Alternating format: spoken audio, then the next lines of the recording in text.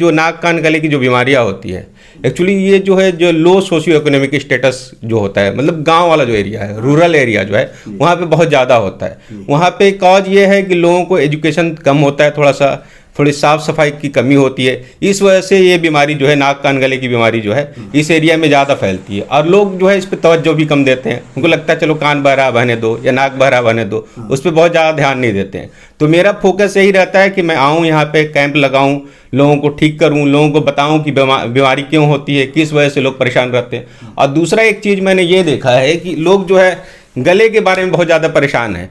उनको गले में कोई भी दिक्कत होती है तो ऐसा लगता है कि उन्हें कैंसर तो नहीं हो रहा है। जब मैं इस वक्त शहीदी धरती वीर अब्दुल हमीद, डॉक्टर श्री पूजन राय, डॉक्टर मुख्तार अहमद अंसारी के ज़िला गाज़ीपुर में मौजूद हूँ। और यहाँ पे एक मशहूर नाम डॉक्टर मुख्तार अहमद अंसारी के बाद भी इस क्षेत्र में एक नाम है 5 बार के विधायक मुख्तार अंसारी का भी। मुख्तार अंसारी का ससुराल जहाँ पे है मोहम्मदाबाद के महरूपुर गांव में, मैं यहाँ मौजूद हूँ। और यहाँ पे एक नया काम देखा मैंने कि जब मैं यहाँ पे आया तो देखा एक अच्छा काम हो रहा है। एक डॉक्टर साहब आए हुए हैं और वो फ्री आई कैंप लगाए हुए हैं यहाँ पे। तो मैं इन्हीं से जानना चाहता हूँ कि अपना परिचय देते बताएं कि फ्री कैंप करने का मकसद क्या है आपका। डॉक्टर साकिब रियाज खान, इस वक्त मैं असिस्टेंट प्रोफेसर के पोस्ट पे हूँ Shahjahanpur medical college, Varun Arjun medical college Shahjahanpur में। तो मैंने देखा है कि जो मैं एक्चुअली यहीं से पढ़ा लिखा हूँ। मेरी जो प्राइमरी की जो क्लास जो हुई थी वो जो है आदर्श शिशु मंदिर से हुई। उसके बाद मैंने मस्टी से अपना इंटर किया और उसके बाद मैंने फिर इलाहाबाद में तैयारी किया और अलीगढ़ मुस्लिम यूनिवर्सिटी से मैंने MBBS किया और उसके बाद MS ENT से किया, नाक कान गले से किया। तो मैंने रियलाइज़ किया कि ये जो नाक कान गले की जो बीमारियाँ होती है, एक्चुअली ये जो है जो लो सोशियो इकोनॉमिक स्टेटस जो होता है, मतलब गांव वाला जो एरिया है, रूरल एरिया जो है, वहाँ पे बहुत ज़्यादा होता है। वहाँ पे कॉज ये है कि लोगों को एजुकेशन कम होता है, थोड़ी साफ़ सफाई की कमी होती है। इस वजह से ये बीमारी जो है नाक कान गले की बीमारी जो है इस एरिया में ज़्यादा फैलती है, और लोग जो है इस पर तवज्जो भी कम देते हैं। उनको लगता है चलो कान बह रहा बहने दो या नाक बह रहा बहने दो, उस पर बहुत ज़्यादा ध्यान नहीं देते हैं। तो मेरा फोकस यही रहता है कि मैं आऊँ यहाँ पे कैंप लगाऊँ, लोगों को ठीक करूँ, लोगों को बताऊँ कि बीमारी क्यों होती है, किस वजह से लोग परेशान रहते हैं। और दूसरा एक चीज़ मैंने ये देखा है कि लोग जो है गले के बारे में बहुत ज़्यादा परेशान हैं। उनको गले में कोई भी दिक्कत होती है तो ऐसा लगता है कि उन्हें कैंसर तो नहीं हो रहा है, जबकि जब रियलिटी में देखता हूँ तो इस एरिया में जो ये कैंसर वाली प्रॉब्लम जो है बहुत कम है। अदर रीजन में अलीगढ़ में भी रहा, वहाँ पर मैंने देखा तो वहाँ पर भी बहुत कम था। शाहजहांपुर में मैं देखता हूँ तो वहाँ पर भी बहुत ज़्यादा है, मगर अपने एरिया में गाजीपुर में ये चीज़ बहुत कम है। तो ये ऊपर वाले का मतलब बहुत मेहरबानी है कि ये चीज़ यहाँ पे बहुत कम है, मगर लोग बहुत ज़्यादा स्ट्रेस में रहते हैं इस वजह से। तो मैं लोगों को ये बताना चाहता हूँ कि गले में कुछ भी हो तो वो कैंसर नहीं है, इसके बारे में इतना सोचना नहीं है, क्योंकि लोग उसके बारे में बहुत ज़्यादा सोचते हैं और स्ट्रेस लेते हैं। स्ट्रेस की वजह से क्या होता है कि एसिड बनता है, गले के अंदर जो एसिड बनता है, और एसिड जो है और जो है अंदर जो है घाव पैदा करता है, इस वजह से लोग और परेशान होते हैं। तो मैं लोगों को ये बताना चाहता हूँ उसके बारे में बहुत ज़्यादा सोचे नहीं। अगर उन्हें दिक्कत लग रही तो वो एक बार आकर के दिखा लें, डॉक्टर से मशवरा ले लें, क्योंकि उनके दिमाग में जो चीज़ फिट हो गया है अगर वो निकल जाएगा तो वो सही हो जाता है। क्योंकि उसको सोच सोच के मरीज दूसरी बीमारियां पैदा करते हैं, जैसे कि अल्सर हो जाता है उनको पेट का, या कुछ मरीज जो है डिप्रेशन में चले जाते हैं, लोगों से मिल नहीं रहे हैं, परेशान हैं बहुत ज़्यादा। तो इन सब चीज़ों पर ध्यान देना। और एक चीज़ और मैं बताना चाहूँगा जनरल पॉपुलेशन के लिए कि लोग जो है अपने हेल्थ को लेकर बहुत ज़्यादा इस वक्त सीरियस है। जबकि एक्चुअल में मैं देखता हूं तो जो मरीज आते हैं उसमें से 50% मरीज ऐसे होते हैं जिनको कोई ज़्यादा दिक्कत नहीं है, मगर वो बेचारे बहुत ज़्यादा स्ट्रेस में है। अच्छा, उनको जो मिलते भी हैं डॉक्टर जो मिलते हैं तो उनको काउंसिल नहीं कर पाते हैं, सही चीज़ें नहीं बता पाते हैं कि मतलब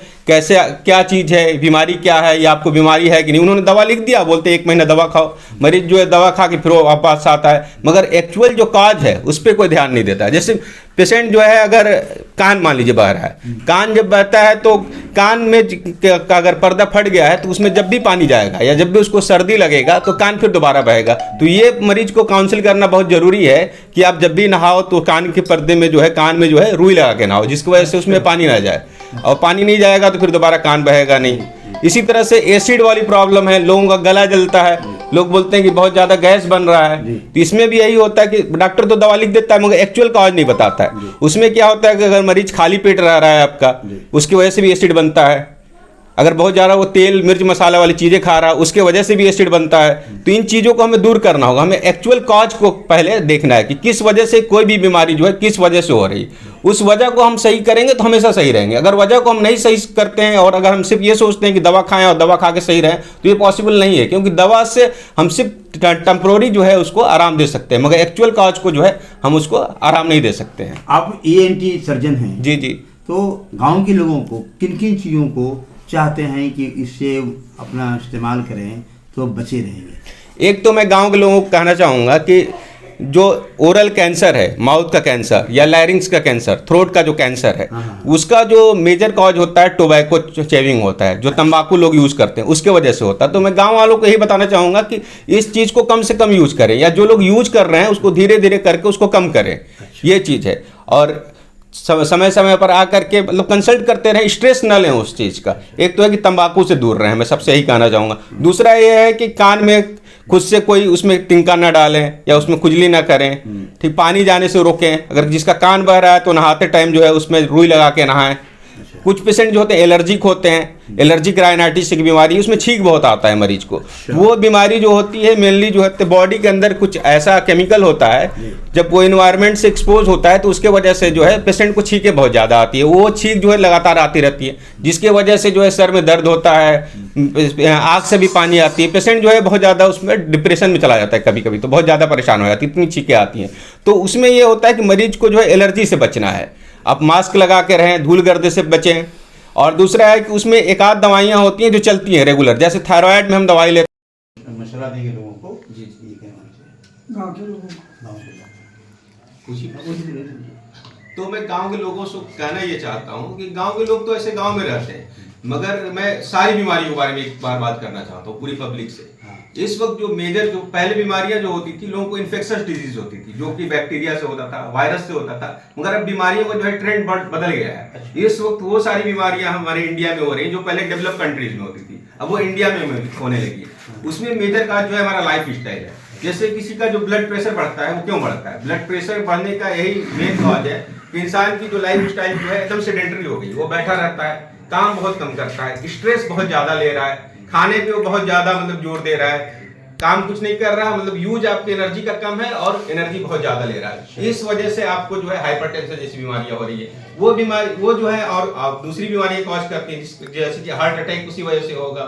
इसी तरह से इंसान इस वक्त जो गांव के लोगों से मैं कहना चाहता हूं कि वो थोड़ा मेहनत करें, जैसे पहले के लोग करते थे, जिसकी जिंदगी 100-100 साल लोगों की होती थी, उस तरह का मतलब सेडेंटरी लाइफ ना अपना जिए, स्ट्रेस से दूर रहे, फालतू की चीजों का टेंशन लेने बिल्कुल, क्योंकि आधे से ज्यादा बीमारियां इस वक्त जो है सिर्फ जो है जिसको हम रोक सकते हैं, इसे जो हम प्रिवेंटिव डिजीज बोलते हैं, जिससे हम चाहें तो रोक सकते हैं। और ये सारी बीमारियों का लेना देना सिर्फ लाइफ स्टाइल से है लोगों के। एक्सरसाइज करें प्रॉपर, डाइट सही लें, स्ट्रेस ना लें, ठीक है, मिलजुल के रहें, भाईचारा होना बहुत जरूरी है, क्योंकि इस वजह से भी बहुत ज्यादा टेंशन हो रहा है सोसाइटी में, घरों में। बस मैं यही कहना चाहता हूँ।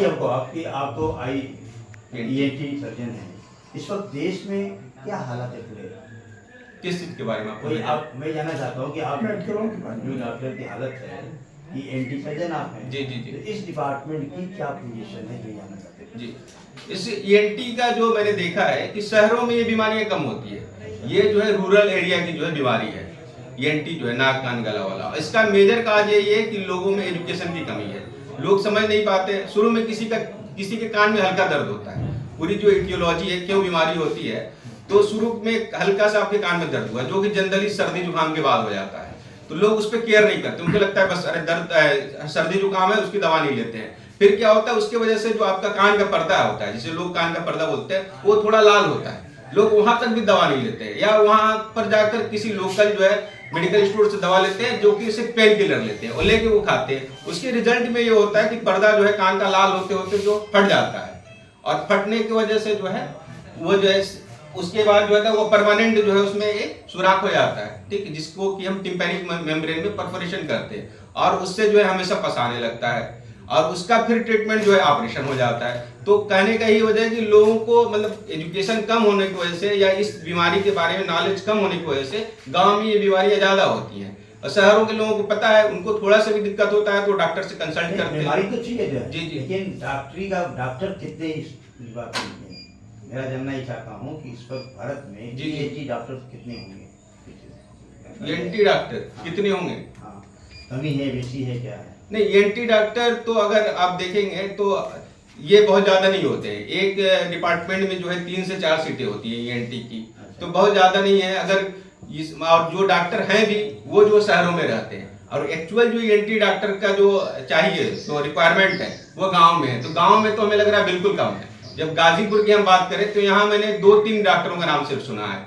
मऊ में मैंने सुना है एक डॉक्टर है असगर अली, उनका नाम सुना है, और गाजीपुर में तो बहुत ही कम है। जबकि हमारे समझ से यहाँ कम से कम 6-7 डॉक्टर होने चाहिए ENT की, इस एरिया को पूरा कवर करने के लिए। लोग फिर जर्राह के पास जाते हैं, उससे इलाज कराते हैं, वहां पर जो उनका ट्रीटमेंट जो है गलत मिलता है। पता चला कि कान में वैक्स है, उन्होंने उसमें हाइड्रोजन पेरोक्साइड डाला, हाइड्रोजन पेरोक्साइड डाल के उसको क्लीन करने की कोशिश करते हैं, जिसकी वजह से क्या होता है कि उसका टिम्पैनिक मेम्ब्रेन जो होता है, पर्दा जो होता है, उसमें परफोरेशन हो जाता है। ये चीजें होती हैं।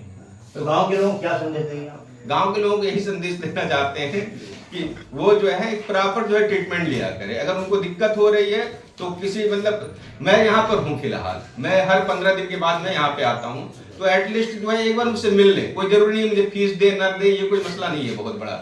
उनको मतलब उनके लापरवाही की वजह से उनको बीमारी ना हो। उनका पर्दा पहले ठीक था और उन्होंने इलाज नहीं किया, उस वजह से उनको बीमारी हो और कान लगातार बहे।